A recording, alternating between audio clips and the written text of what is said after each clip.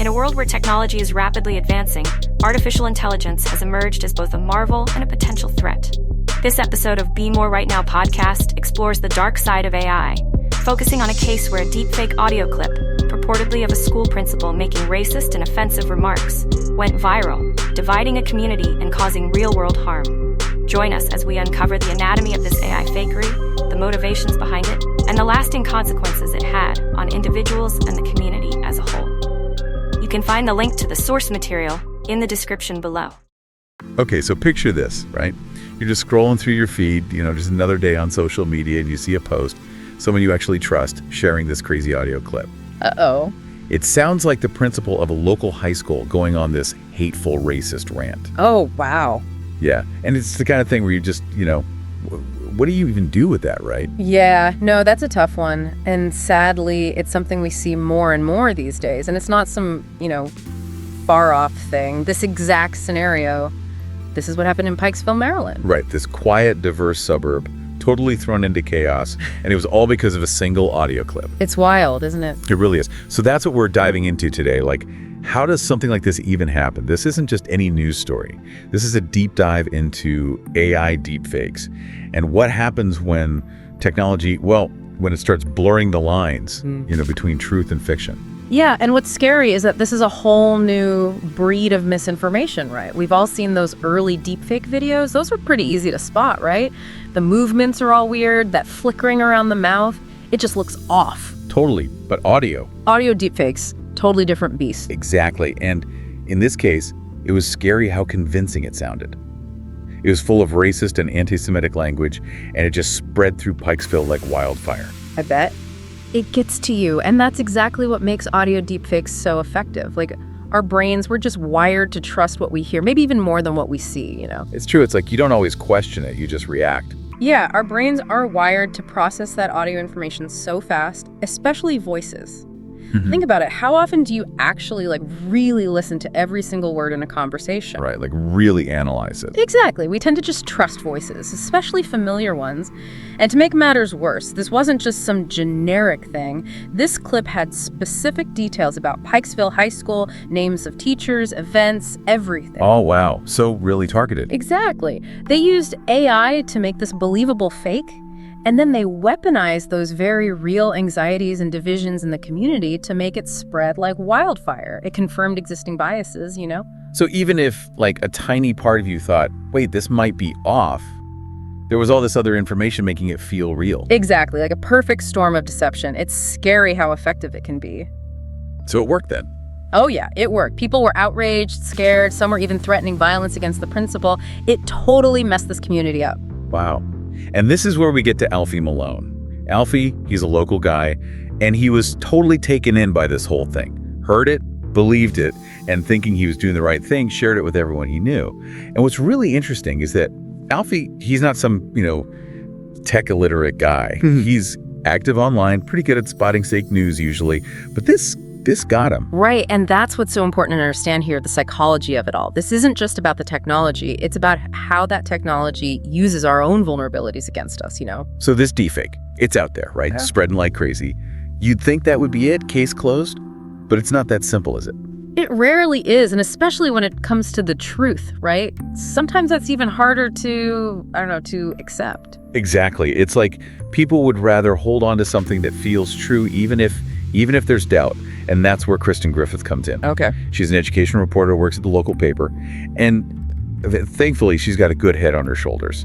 She hears this audio and something just felt off to her. She's like, something's not right here. Exactly. Which is, why we need journalists like Kristen more than ever, right? It's like they're like a filter for your news feed, someone who actually knows how to spot those inconsistencies and dig a little deeper. Ooh, I like that. A filter for your news feed. Right. Okay, so Kristen, she does what any good reporter would do, right? She starts making calls. She gets in touch with the principal's union rep. And this guy, he's floored. Oh, wow. Yeah, he's like, there's no way the principal would ever say those things. He thought it was an AI deepfake right away. Wow, he was on it. See, but here's the thing about confirmation bias, and this is something we're all guilty of, right? Once that seed of doubt is planted, it can be really hard to get rid of. Totally. Because if that audio, if it already lines up with what you think about someone, even if something feels off, it's like, why question it? Exactly. Our brains are funny like that, right? It's not always a conscious thing. It's more like, I don't know, our brains just grab onto the information that fits our worldview. Yeah, it's just easier that way. So we've got this deepfake. It's dividing the community. No one knows what to believe. And this is where it gets really wild. Okay, what happened? So the police are involved now. The school staff are freaking out. There's talk of recording devices. It's like something out of a movie. Wow, so it really escalated. Yeah, and this is what's so scary about deepfakes, right? It's not just like online drama anymore. This is real world stuff. Yeah. It's eroding trust, not just in institutions, but also like with each other. Right, like how do you come back from that? How do you even start to rebuild that trust? It's tough, right? And this case is like the perfect example of that. So months go by, the investigation's going on, and then finally the police make an arrest. Okay, who was it? Some disgruntled student? Nope. Some, like, internet troll? Not even close. Yeah. It was the school's athletic director, Darian. What? The athletic director? Wait, why would he do that? Right, like what's his angle? It's kind of a head scratcher. Yeah, totally out of left field. Well, it turns out, according to the police, Mr. Darian was being investigated by the principal. And for theft, no less.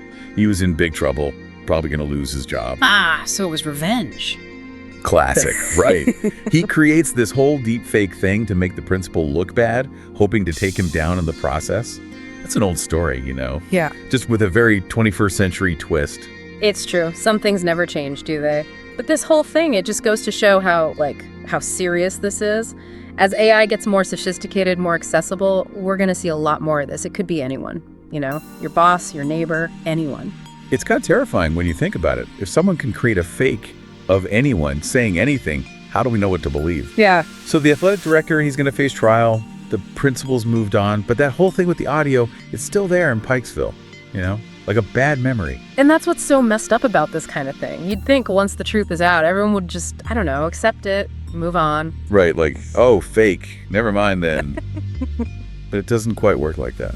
Not even close. There's this thing, it's called the backfire effect, and we've all been there, right? Like, imagine someone's got this really strong belief about anything, a politician, whatever. Okay, yeah. And you come in with all the facts, proof even that they're wrong.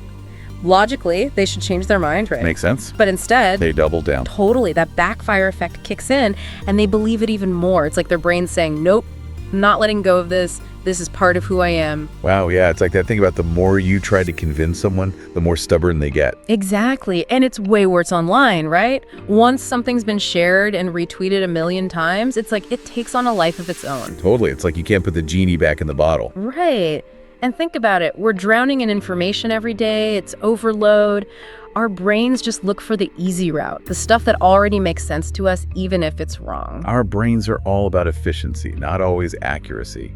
Exactly. And that's why that Pikesville thing is so worrying. It shows just how vulnerable we are in this digital world. Totally. And the article, it talks about this woman, Sharon, she's from Pikesville, and she said even after she knew it was fake, she still felt, I don't know, weird about it. Like she couldn't trust things the same way anymore. And that's the thing about disinformation. It leaves this mark. Even when you know it's not true, there's still that doubt, that feeling of, well, what if? It's hard to shake. It really is. And remember Alfie, the guy who shared the clip, he knows it was fake now. But he said there are people he knows who still believe it. It's wild, right? And that's the real challenge we're up against. It's not just about like building better tech to spot these fakes, although that's important too. It's about trust, you know, building back that trust, helping people think critically, giving them the tools to handle all this crazy information out there. It's a lot, especially with tech changing so fast. Who knows what kind of stuff we'll have to deal with next year. Right. It can feel overwhelming, but there's also opportunity here, right? That whole mess in Pikesville, as bad as it was, it's like a wake-up call. We can't just sit back and let the information wash over us. We have to engage, ask questions, be skeptical, even of people we trust, and most importantly, be open to changing our minds when we're wrong. It's like we all have to be our own fact checkers in a way. So for those of us just scrolling through our feeds, trying to make sense of it all, what's the takeaway here? What should we be doing? Be thoughtful. Be picky about what you trust and who you trust. And be ready to have those tough conversations with people who might be falling for this stuff. It's about meeting people where they are, you know? Because the truth, as we've seen, it's fragile. and it's up to all of us to protect it. Well said. Couldn't agree more. And on that note, we'll leave you with this. In a world where seeing isn't believing, how do we know what's real? It's a question worth thinking about, especially as technology makes it even harder to tell the difference between what's true and what's not. Thanks for joining us for this deep dive. Please subscribe if you enjoyed this production. Thanks for listening or watching.